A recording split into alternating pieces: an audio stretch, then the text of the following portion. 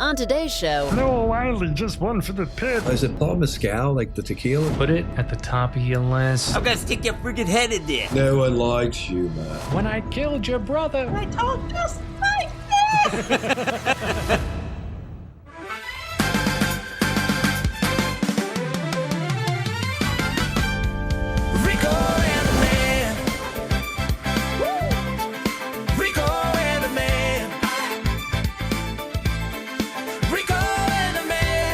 You're listening to Rico and the Man with Rob Tregler and Peter Martino.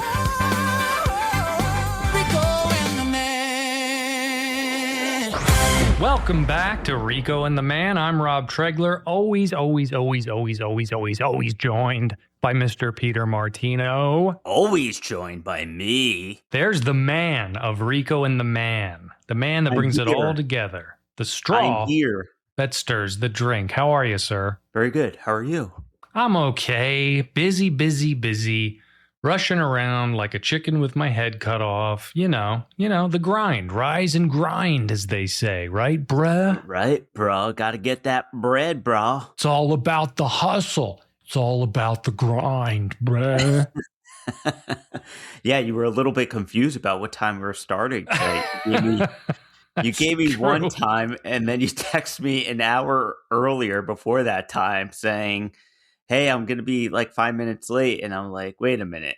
Didn't he say... No, you're an hour and 5 minutes early. And then you're like, well, I could do a half hour from now. So I'm like, okay. Sorry, bro. So sorry. I got my times mixed up. The 3 hour... People don't realize you're on the East Coast. I'm on the West Coast. Right. It's like 10:30 p.m. It's only 7:30 here. So I literally leave work and do the show. You've done your whole night before you even get on the air. Yeah, but we both kind of have it hard because you probably just get home and you just want to like relax, eat something, and you have to like get right into this. So it's not easy for either of us, I can imagine. I believe it was our last episode where you remember when I said that I was going to do dry January? No. Yes. I'm just kidding. Oh no, really? Already? I had a little bit of a slip up today, actually. But already. So it's January 15th. I mean, you called it because you're like, you have to try to avoid all these like social gatherings where like you go out and like, because that's the time that you're going to want to drink. So, of course, today work has this happy hour inside the building. It's also free booze on the company's dime. And, of course, you go down there with some coworkers, and they only had like beer and wine. And I didn't drink a whole beer. I had a little bit of beer in like one of those little plastic, those plastic cups they usually put like wine in at like, these parties. That's what I had it. And so it wasn't even like maybe like a half a bottle of beer in there. But I just did it to be social, and I did cave. I'll admit it, but it's hard. The pressure. It's the pressure of going out. It's the pressure of going out, and it's hard. It's hard to do that, and people rely on that social lubricant. I rely on a lot of lubricant, but it's just it's just one of those things. And there was another coworker of mine who was also doing dry January. So we kind of made a pact that like, if she did it, I'll do it, and vice versa. And she did, but we both didn't feel good about it afterwards. There is no dry January now. It's canceled. No, I'm gonna try to make it to the end of the month. I made it. Oh, really? This was the... See you next week, Pete. This was the half mark stumble, but I'm going to get back on my feet and finish the race without stumbling again. I guarantee you. You guarantee? All right, folks, let's put it on the dry January clock.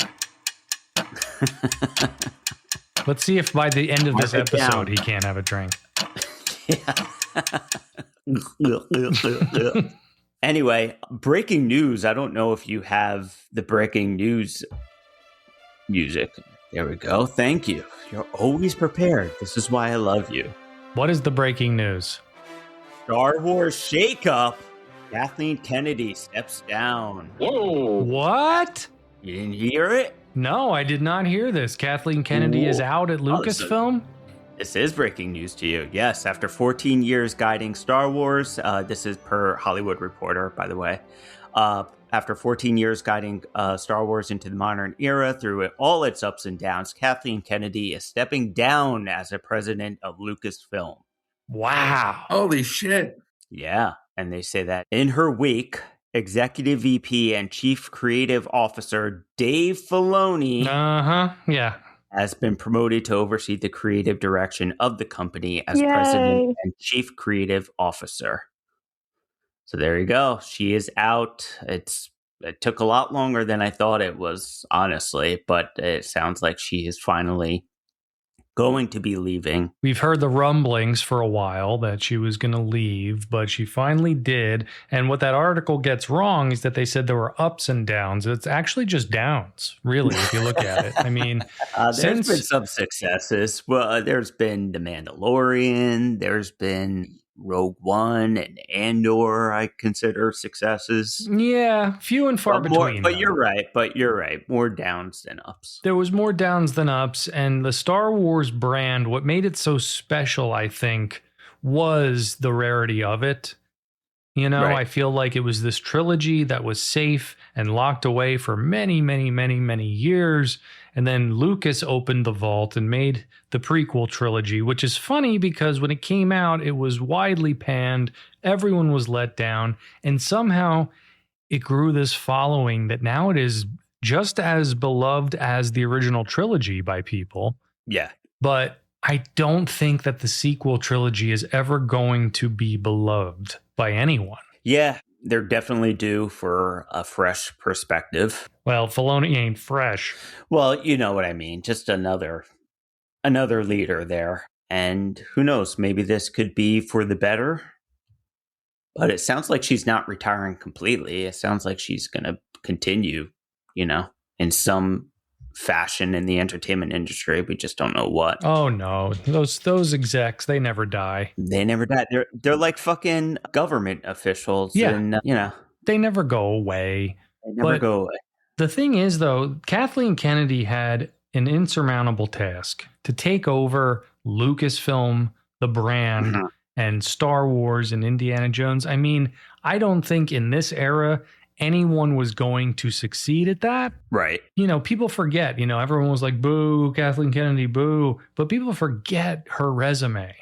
I mean, part of pretty much every blockbuster movie ever made, you know, like, you know, a hand in some of the best filmmaking of all time. So, you know, when she was announced, I was like, that's a perfect choice. It makes so much sense. Whatever happened with Star Wars. And you and I were on board for the beginning of the sequel trilogy for sure. We were there. We were signed up. Yeah. 100%. And the fans got the best of the movie making. I feel that after The Last Jedi, they just listened too hard to feedback and made a movie that was trying to please the wrong people with Rise of Skywalker. That's my take. Lucas did, I guess, trust her enough to, because he's the one that handed her this position. So I wonder, interested to see what he thinks about the whole thing and if he gave blessings for Filoni. I mean, I know he loves Filoni. I know that him and Filoni worked together a lot on Clone Wars and things like that. I heard he also likes bologna.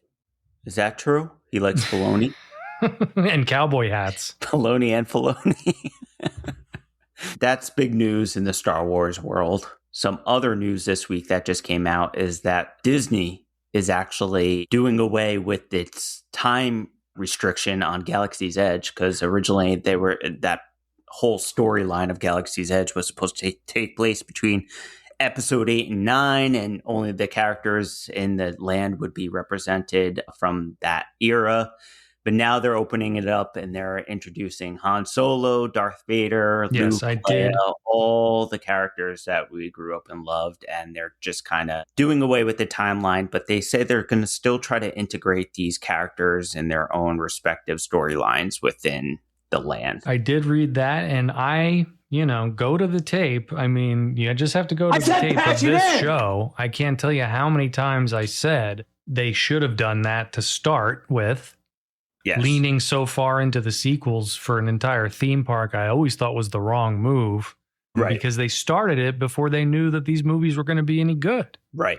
So they were locked into like fucking Kylo Ren and fucking... Yeah, I mean, the whole Star Wars now between the novels and like all these spin-off series, like there's a whole scope and range that they could go in. So it's very hard to limit a land into just one, time frame in that whole saga of stories that deliver. So, I mean, it'll be better for them in the long run too, because if they do have another Grogu or, another hit or anything, naturally they're going to introduce it into that land. So I think the majority of Disney fans are excited for this. They were waiting for this as well. So it sounds like it's going to be a good thing, and it starts happening the end of April. So it's coming up soon. I'm excited. Makes me want to go back. Let's do it. We'll do another Live from Galaxy's Edge episode. Live from Galaxy's Edge with special guest stars Han Solo, Chewbacca, and Lando Calrissian. Hello, what have we here? You get going, you old pirate. He'll be saying, hello, what have we here? He'll be saying, won't you get going, you old pirate? He'll also be saying, Wookiees stand out in the crowd. Thank you. I hope that they do more than just like have walk around characters of these. Like, I hope they like do more experiences and like shows that kind of incorporate like the older characters. We really don't know where we're going to go from here. I know Sean Levy is making that Starfighter with Ryan Gosling, but I really don't know what's going to be the future of Star Wars film and television at this point, besides that one movie. And I know The Mandalorian is coming out with a movie very soon, but everything I've seen trailer-wise looks like the TV show, and it doesn't really look all that interesting, to be perfectly honest. Yeah, we're going to have to wait and see. I think it's too early to tell. Well, they are doing another Ahsoka season, right? Yes, they are doing that. I liked the first season of that. I did too. But that's the thing. It's been so long since I've seen it. I don't remember what the fuck happened last time. You know what I mean? Previously on. Yeah, 10 years ago on Ahsoka. The whole Ahsoka, Clone Wars, all that stuff I'm not that familiar with. So it's not like I can really buy into that as much as I can with other things. Same thing with The Mandalorian. But Jon Favreau, I love. And I've always been a big fan of his. So I can't imagine he'd make a bad movie. But we shall see. We shall see. We will be there, and we will give you our full review on Rico and the Man in 2029 when all this stuff comes out. If we're alive. Yes. Did you happen to catch the Globes this past Sunday? I did see the Golden Globes. I did. Once again, I thought Nikki Glaser did a great job. Yes. I thought she did even better this time around than last time. I thought she was more tight in her jokes and everything. I loved her joke about Sean Penn looking like a leather bag. Yep. You know what I liked about this year at the Globes that they started doing, which I thought was a good move? The Globes are weird, right? Because it's not like an auditorium where it's a theater where, the first two rows are nominations. It's all seating. It's like banquet tables all over the place. So unfortunately, when someone wins, they might be like in the back of the room and it takes them 45 minutes to get to the stage. And what I liked that they did was this time around, when someone won, they just play like this early 2000s pop song. when they won, as opposed to playing the score of whatever project they won for, because when someone wins for Adolescence, like it's going to take them 20 minutes to get to the stage, and you don't want the music to be like wow, and it's just this weird tone. So like this time it was just like Bruno Mars or Lady Gaga or Usher when someone would win, and I kind of dug that. It just kept the vibe up. It's like Stellan Skarsgård is walking up to Pink Pony Club playing. Right, yeah. Yeah, no, a lot of people were critical of that, actually, but I actually didn't mind that. That wasn't. Who was critical? I want names. The people on X or Twitter or whatever the fuck it's called, because they have so many opinions on there. Yeah. But speaking of Stellan Skarsgård, I actually did really like his speech. He said something really nice about going back to the theater. It was a good speech. Very comforting to hear his voice. And yeah, there were some good speeches. There were some good speeches at this Globes. I felt that no one got too political. I felt that nobody droned on. I felt that they were honest. I actually really loved Seth Rogen's speech when he won. He shouted out to the whole crew and, talked about the caterers and the grips and that's what you want to hear because those are the unsung heroes of every production. Oh, absolutely. It's not just the faces; it's the people behind the scenes. We're people behind the scenes, Pete. Yeah, we know how that goes. Yeah, we're stuck behind the curtain, grinding those gears. For no real surprises as far as winners go. Jean Smart, I love her. I think she's a great actress, but my God, I mean, she wins everything that she's up for. I know. It's kind of laughable at this point. It's like whenever you see her name mentioned, you're like, oh, she's going to get it. And she does. Right. Like, I would have loved some people from White Lotus to win. The winners were not too surprising, but I have to see that Leonardo DiCaprio movie, though. It's on HBO now. Yeah, so. One Battle After Another is really good, and it's probably the only Paul Thomas Anderson film that I really like. I had no idea that he was with Maya Rudolph. Seems like such an odd pairing. Paul Thomas Anderson is with Maya Rudolph, won like 13 times and not once thanked her. Yeah, isn't that weird? I noticed that too. Amelia and I were both like, wow, why isn't he thanking her? But maybe, I don't know, maybe they had a pact that he wouldn't. I have no idea. Yeah, I said this to you before, but I am still kind of bummed out that we didn't win Best Podcast at the Golden Globes too. I was bummed about it too. I was, because here's the thing. Podcasters finally get a category in some awards show. There should have been more podcasts nominated that aren't a celebrity podcast. Yeah, I know. I mean, the only one that wasn't a celebrity was the Call Her Daddy podcast. Everything else was Smartless, Amy Poehler. But next year, I think we have a shot. I hope so. It's very political. It's very political. And like Bill Maher said, the reason I think that we lost is because they don't like what we have to say. Is that what it is? Because we speak freely. We talk about the occasional boobie or two. Whoa. And I think that's... I love your reaction. You're so aghast. Like, that's the worst. It's all we talk about is boobies. Whoa. Oh. Whoa. Wow, Pete's burning them up. Next year we'll be there. Next year we'll be there for sure. But I was lucky, very lucky, and I'm glad this happened. So right before the Globes, like a couple days before the Globes, I get a text message from my dad. Yeah. And he says, I just went and saw Hamnet alone. And I have to tell you, it's one of the most beautiful movies I've ever seen. And I cried for hours after seeing it. And I was like, what? Really? Holy shit. He's like, you have to see it. And so I went to Amelia and I said, we should probably go see Hamnet. My dad him and I are usually aligned and have the same taste. And I really all of a sudden had a curiosity about it. I knew nothing about it.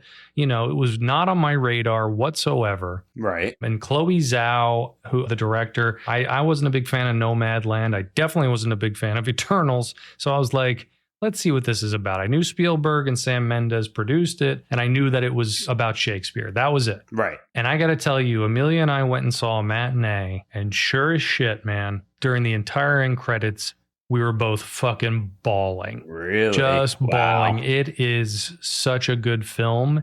It is so emotional. It's gut-wrenching, but it is so powerful, and it should have won, and Jessie Buckley should have won. She is fan-fucking-tastic in this movie. One of the best performances I've seen in anything. And I was just like, so all of a sudden for the Golden Globes, that's all I was rooting for. And they won. So do you think this will win Best Picture? My plan this year is to try and see every nomination for Best Picture, but I'm telling you, that one's going to be hard to beat on my list for sure. All right. Well, that's high praise coming from you. I will check it out for sure. Put it at the top of your list. I'll put it at the top of my list. Peter, you got to see Hamnet. I don't know why they don't call it Hamlet, but you got to see Hamnet. I don't know why, but it's very confusing, but it's a beautiful picture with beautiful people in it and a beautiful story. I should really get my dad on to talk about it because he saw it twice. He saw it twice? Yeah, he went right back like 2 days later. Wow. God bless your dad, man. In this day and age, for someone to go to the theater twice to see the same movie, I know. it's hard enough to get into the theater. Well, the nominations are coming out soon for the Oscars, so we're going to have to see. Yes, we're going to have to do a live Rico and the Man that morning. We're going to be reporting live as they're announcing the winners, but we're going to have to whisper because we're in the audience with a bunch of people. We're going to be like golf commentators. And now he's got the envelope. And he's opening the envelope and he's pulling out a card. Do I see an H on there for Hamnet? It could be an H for Hamnet. Oh, we got Hamnet. It's Hamnet. Yep. Awesome. Look at that. That's got to be the best announcer gig in the business, a golf commentator. You don't have to have the projection voice. You don't have to be like, and the 3-yard line. And you don't have to like keep like the football announcers, especially. They're like fucking talking like ad nauseum. They have to fill every void with like them talking, mentioning something, a stat, or talking about a play or whatever. And it's always dumb. It's always like, Johnson's up there on the field. He's wearing shoes. Right. And look at him. He's standing up right now on a field. Pretty sure he has a cup in there somewhere. He's got to protect his marbles. Then we have Anderson coming up, who's wearing red to represent the Buccaneers. Red is the Buccaneers color, so it makes sense he's wearing red. Buccaneers were pirates back in the 1700s that... Exactly. That's what it's like. But actually, I was just telling you that I would really love to hear my dad's thoughts on the movie, and look who's here. It's Papa Tregs. There he is, ladies and gentlemen. What's up, Papa Tregs? Whoa. What are we talking about? We were just talking about the Golden Globes, and I was telling Pete how happy I was to see not only Hamnet, but Jessie Buckley win. Absolutely. And I was telling him that you were the one who got me to go to the theater to see it. Yeah, it's definitely a theater experience. It's not really a watch-at-home movie. People go up and get chips and stuff, you know what I mean, and pause it here and there. And I think it needs to be viewed in 1 2-hour shot, and it does not feel like 2 hours at all. No, really? Not at all. So you're saying that it's a theater experience because you have to really sit and be engaged in it. It's not so much the, cinematography or anything like that. Oh, all that pulls you all in. And the weird thing was, when I saw it by myself, this guy comes in 15 minutes into the story, which I don't get. I hate that shit. I know. And then he's got an Apple Watch that keeps lighting up. And it's and I'm like, dude, I felt like put my phone in his face. Does this work? Yeah. But you know what? 10 minutes later, I didn't see that Apple Watch. I was too pulled into the story. And I have to say this is the first movie in a long time where I can't find any faults. Wow. I can't. Even movies I loved, one battle after another, I can still find faults in them. But this one, I don't know. It seems to me like a perfect film. What do you think, Rob? I agree. I mean, every piece of it is beautiful. The cinematography is beautiful. The performances are all spot on. The music is beautiful. Like, it has these cuts to black in between scenes. And Chloe Zhao started off as an editor, and you can totally tell because it's edited perfectly too. Yes. Those cuts to black are so powerful because they're just the right point of time in the story. And then it jumps ahead a couple of years each time. Not every time, but sometimes it cuts to black to a different scene. But most of the time, it's like a 3-year difference. I haven't seen anything like it. I mean, I don't know who won Best Actress the past 3 years, and I don't care, but I'll always remember this performance. Oh, yeah. She's amazing. Rob, you and I talked about why was is it Paul Mescal, like the tequila, or Paul Mescal? I've heard it both. Okay. Well, I kind of see why he was up for supporting actor because he's in and out of the film. He's not there full time. It's her movie, for sure. Yeah. And a weaker actress could have destroyed that movie. Yeah, no, she's cute. I like her. And no, but you know what I mean. Just like her personality, she seems cute and everything. She's raw in this movie. She's not. There's no makeup. There's intense, tight close-ups. I would say to myself, this woman is beautiful. You know what I mean? Right. Naturally beautiful. She took my breath away a couple of times. But let me ask you this, Dad, because you had said this. Because I was bawling, like after the movie, like during the movie, like I'm an ugly crier. Amelia, she fucking she cries and she looks the same when she wipes away the tears. I, for the rest of the fucking day, have red eyes. I look like I've been crying. I look like I was in a fight with somebody. I just look terrible after I cry. And the whole theater was crying. Oh, yeah. I heard audible sobs. Steph would lose it. Even the non-criers were like, oh, man. They were at least verbally reacting. You know what I mean? The guy next to me, he didn't cry, the Apple Watch dude, but he kept going, oh, man. Like he was punched in the stomach or something. You know what I mean? But here's the thing. Like, had you had me on a week ago, I wouldn't be able to talk about it without tearing up. I think enough time has passed now. I will definitely buy this movie, not to cry, but just to re-examine it. That's why I went back a second time, and I picked up on stuff that I'd never seen, didn't catch the first time because I was so involved in just a basic story. I saw little touches of Spielberg in this movie, not enough to turn it into a Spielberg film, but I saw parts where he probably said, you might want to do this, or you might want to do that. Why couldn't he have had a say on Dial of Destiny or the last 12 Jurassic World movies, if that's the case? That's a good point. Yeah, I think he was out to lunch. He's like... He was burning some money somewhere. Did he even show up for the dailies? I mean... Right. Well, I was telling Pete that, I don't have kids. And this movie still moved me, to my core, but it's got to be a rougher watch to people with kids, right? Absolutely. And when I knew you were going, I'm like, I don't know if Rob will cry because he hasn't been a parent, but that shows, that how sentimental you are and that you do have, That you do have a heart. I didn't want to say. Well, let's slow down. Let's not go that far. That's not what I wanted to say. But man, I came out of there and I swear grown men next to me washing their faces in the sink trying to hide the, and that doesn't work, by the way. And then I go to Shake Shack and order a burger and look at the dude. He goes, are you all right, man? I'm like, yeah, I just saw a movie. That's all, bro. But I didn't want to say I saw Hamnet because he was like 12, and he's like, Hamlet. I thought it was Hamlet. That's what my students are saying. I thought it was Hamlet. I'm like, oh, I don't want to get into it right now. I tried to explain it, but they didn't even know what the word interchangeable means, so it didn't work. So. Yeah. But they get it out of the way right at the top of the movie. There's a card that explains it. And you know what? I'm reading the book, and that's the first page of the book. Well, there you go. I don't know. Is there a name today that would apply to? Hamnet and Hamlet, where you could call a person either one? Peter Martino or Doucheball the Clown. I knew that was coming. That's your best man, Doucheball the Clown. Yep. That's how I'm going to introduce myself to everybody. Here's the best man, Doucheball the Clown. Papa Tregs, what was your reaction to your son getting engaged? I didn't get your take on it. Your POV. Well, I had no idea for one. And I'm really good at that stuff. There. But yeah, I was there. But here's the thing. When you played the audio, that's me going, yeah! You should have been like, fuck yeah!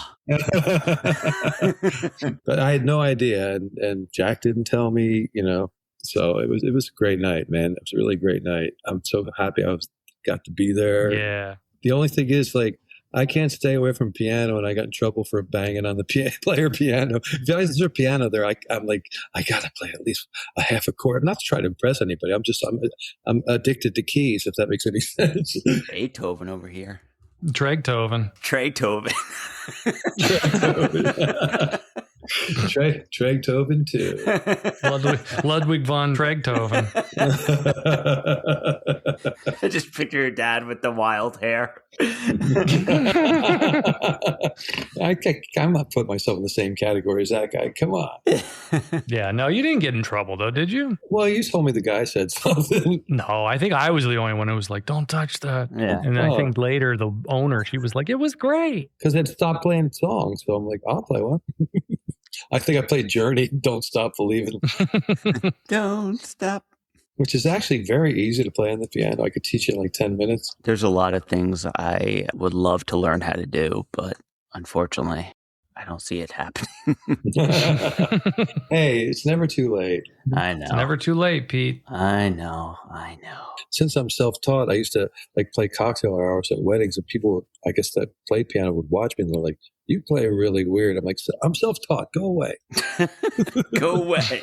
Go away. You're playing a piano in a public place, and you're like, go away. At a cocktail hour, Yeah, no. Pete, you say you don't play instruments. instruments, but you are a songwriter. Nice. I am. I mean, I am.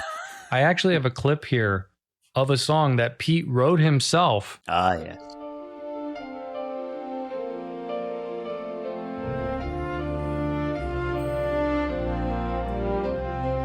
Boobies, boobies, I love boobies, boobies, boobies, they bring me much joy. Boobies, boobies, I love boobies, boobies, boobies, for every girl and boy. Boobies that are big, boobies that are small, boobies, boobies, boobies, I shall take them all. Boobies, boobies, I love boobies, boobies, boobies, they bring me much joy. Boobies, boobies, I love boobies, boobies, boobies, for every girl and boy. Boobies that are big, boobies that are small, boobies, boobies, boobies, I shall take them all. Nice. Wow. Not bad. Pete Groban. Yep. That's crazy, though. That's the musical right there. I can see the guy walking around the stage pointing to the small movies, the big Yep. movies, Yep. holding a bunch of DVDs. I'll take them all. He's wearing a mask like the Phantom of the Opera. He's in a Blockbuster, and they're like, "You can't take them. I'll take them all." See, now we're getting somewhere, guys. This is what we need to be, brainstorming. You know, he's saying boobies. He's not saying movies. Oh, he is? Oh, Oh, you know movies? yeah. I like movies better. I like boobies better. I tried to circle back to Hamlet. Oh, no. See, now Well, we I'm were stuck. talking about the Golden Globes, and this was one of the first award shows in a long time where, like, I actually watched through the whole thing and I didn't get really bored. I didn't like this, but you said the choice of playing party songs when people came up instead of like the somber music. But when Jesse Buckley went one, it was like, "Celebrate dead kids, come on!" Yeah, that's true. It didn't work for everyone, but No, I didn't mind it. I thought it was a good choice. I didn't like those two knuckleheads. Jesse Buckley has a size 7 shoe. yeah, the commentators, that I did not like. You're right. I completely forgot about that. And that one guy, he's been around forever. He used to do like the red carpets and stuff, but like he's not a guy who should be on a microphone. He's like, Noah Wiley just won for the pit. Yeah. And it sounds like he's got a pit of his own at home with the 3 kids. And it's like, this guy should never be near a microphone. And he's like the one guy with a microphone. Yeah, they just had Kevin Frazier last time doing it. And then for some reason, they stuck this Mark Malkin guy with him to, like, I guess have some kind of a banter between them, but it was just very annoying and awkward. And Frazier's fine. He's by himself, like he's got a good voice. I didn't mind him last year when he was by himself. But then he's not fumfering around trying to come up with facts. And when they cut to him, the guy has a script. Yeah, he sounds on mic like he's making shit up as he goes. Like the shit they were saying was so stupid. Like Timothée Chalamet thanked Kendall Jenner when he won the SAG Award. Let's see if he thanks her again. Right. Like, who the fuck cares? I did like Pete. You actually texted me during the Globes. It was a nice little touch at the end of the Golden Globes when Nikki was wearing the Spinal Tap hat. Yeah, that was perfect. Because there's no in memoriam at the Globes, and it would have brought the whole room down to do anything bigger. So I thought that was a nice touch. Yeah, for sure. It was definitely a nice touch. I did watch Stand By Me over the break. Man, that movie holds up. Yeah, I actually tried to watch it with my kids, but I didn't realize. I forgot how bad it was. Do it. So we had to stop. No, I tried. I actually played it, and then don't. Rob got scarred for life. I know. I didn't sleep for 2 weeks. One of my biggest regrets as a parent was letting them see that movie because I forgot about the dead body shot that is totally not graphic. Only that, just like all the cursing and stuff. You become so desensitized with like these movies that you grew up with because it's just been part of your life, and you know. But to see it, from a new pair of eyes, it's pretty bad. see, for me, yeah, like the cursing and all that stuff wasn't the problem for me. Like, because I was a little kid and I was usually a loner as a little kid. So all I did was play in the woods. That's all I ever did. Right. Oh, that was the woods connection. And so at the end, when they find a dead body of a kid in the woods, for some reason, it hit me so hard. And I literally could not like sleep alone for like 2 weeks. Yeah, that makes sense. And they shouldn't have showed the face. The green face was what did. You know what I mean? He's laying sideways. His face is all green.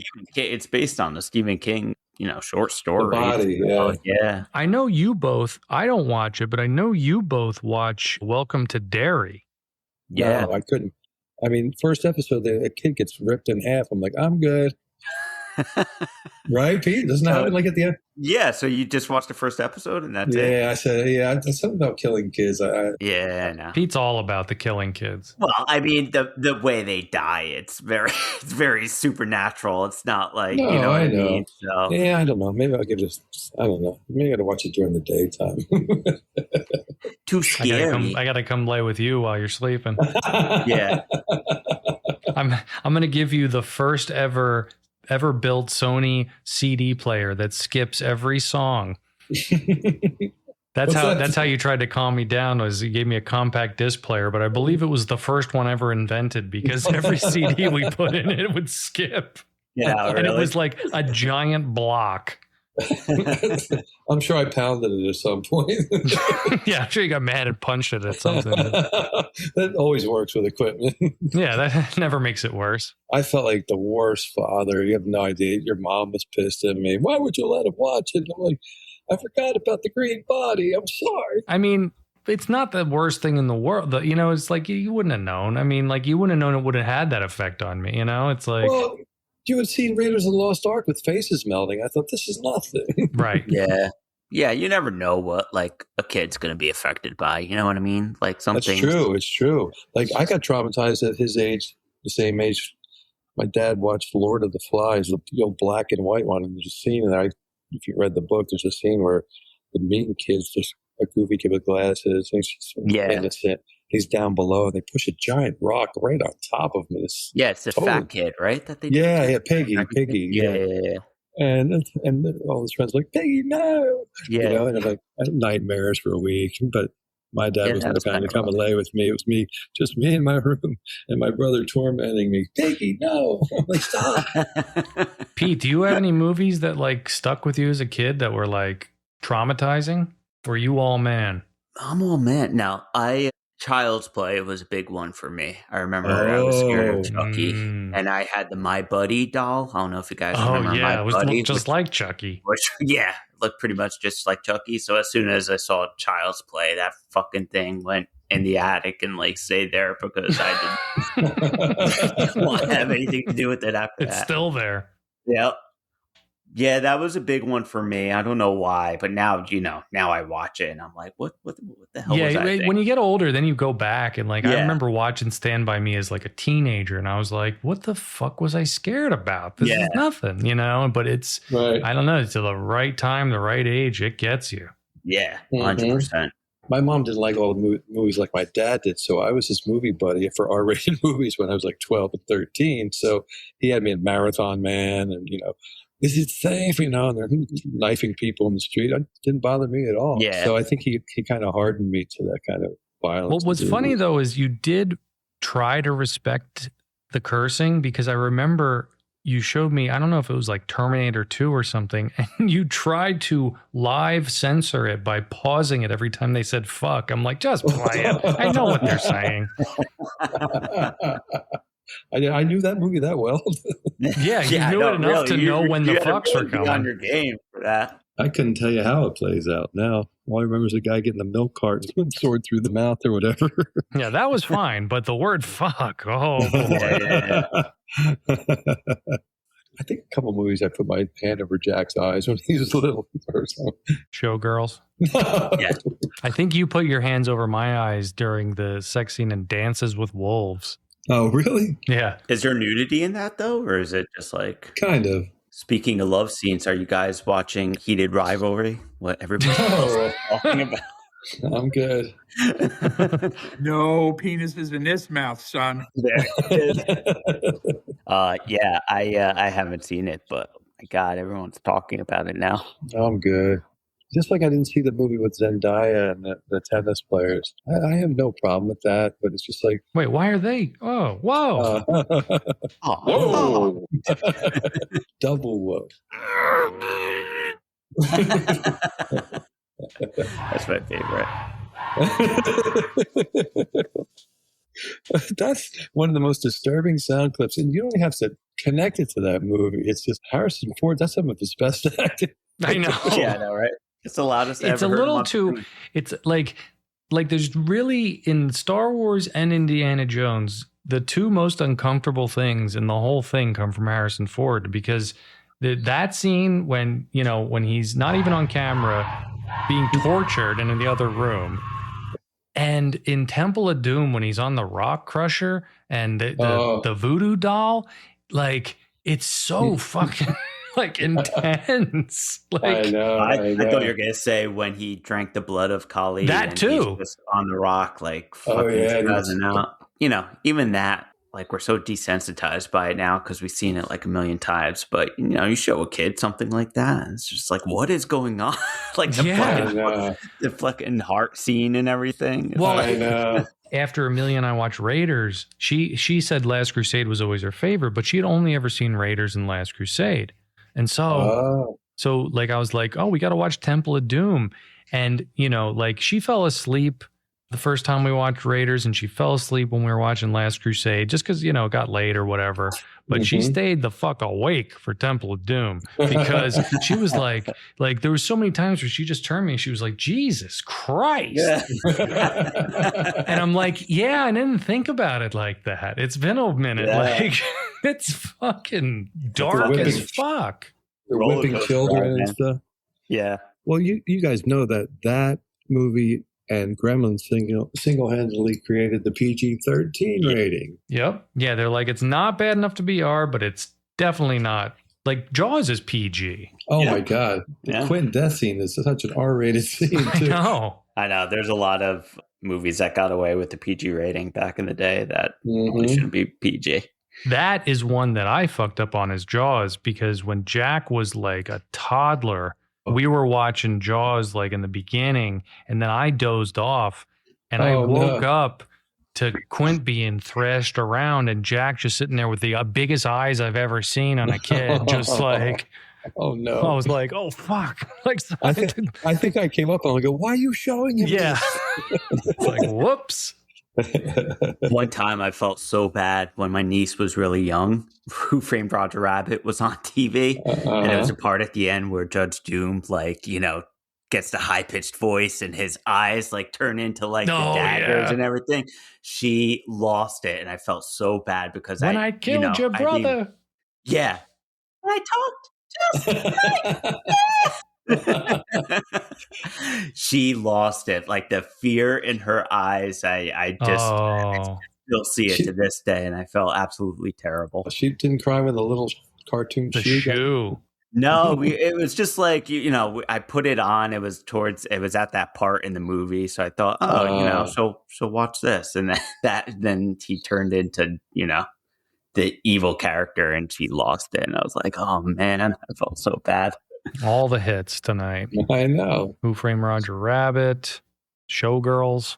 Stand By Me. Jaws. I was in Jaws, okay? So this woman I work with goes, my father-in-law was in Jaws. I'm like, no way, show me a picture. And it's the guy in the yellow raincoat from Jaws 2 with the blonde hair. Oh. I'm like, that's Jaws 2. And she goes, oh, well, still. I'm like, it's not still. Yeah. It would have been funny if her dad was like the guy that was like, oh, what? Yeah, that would have been amazing. Yeah, that would have been impressive. Tiger shark. I'm gonna stick your freaking head in there. And I'm dating myself here, and it's going well, but I had to wait in line at the Garden Theater in the hot sun for 2 hours. Back then, you bought your ticket and you got in line on the street. Yeah. That's why the term Blockbuster came. It went all the way down to Palmer Square from the Garden Theater. No QR codes then, son. Yeah. No, are you kidding? No reserve seating then? No, we used to. I think I stayed pretty up close too. Reclining? What the fuck is reclining, motherfucker? And also, too, the very first movies that had stereo were Star Wars and Close Encounters. Everything else was mono back then. It was all mono back then. We all had mono back then. Remember, fellas? Do kids still get mono? Is that still a thing? No, they don't have no idea what it is. Because I was always jealous of those kids. Because they'd be like out of school for like weeks. I know. It's like, oh, so-and-so's got mono. I'm like, that. And they were making out with a girl. I know. And I used to say, and the other kid's got, his brother's got stereo. And you were the smartest kid in the room, but everyone made you feel like an idiot, I bet. Yeah. I know. Yep. That was my school experience. And now that's my work experience because I say things sometimes and it's just like right over their head. I know. It's like, Tregler, get over here. You made us laugh. Tregler, get over here. Stop making us laugh. The good old days. Tregler's making a clever joke. I was constantly bullied. Yeah, there were so many assholes in my town. Oh, dude, I used to walk to Reynolds and get Tregler pummeled with snowballs, and like, yeah. Like, I remember laying in the snow and like, stop, please.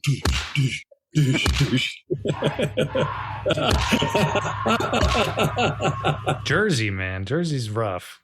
Yeah. Yeah, it's a rough place to grow up. Yeah, for sure. I wonder what the bullies were like out here. Hey, yo, man, nobody likes no one likes you, man. Meet me on the playground at 3:00. You're gonna take the 10 to the 405. Yeah. Get off at Lancashire. I find myself always quoting Bubba though. Like someday when I have a rough day at school, I'm like, so I'll go to another teacher and go, I want to go home. And on that note, yeah. Pete, try to get your wife, get a babysitter, go see Hamnet while you still can. Yeah. Don't watch it with the lights on and chips and, pause it. I got to go to the bathroom. Oh. Pause it. I got to go jerk off. What? Rico and the man. Rico and the man. Thanks for listening to Rico and the Man. Don't forget to follow us on Twitter at Rico and the Man and subscribe to our YouTube channel. If you love the show, be sure to leave a review on Apple Podcasts. And if you hate the show, fuck you. Rico and the man. For more Rico and the Man action, go to ricoandtheman.com.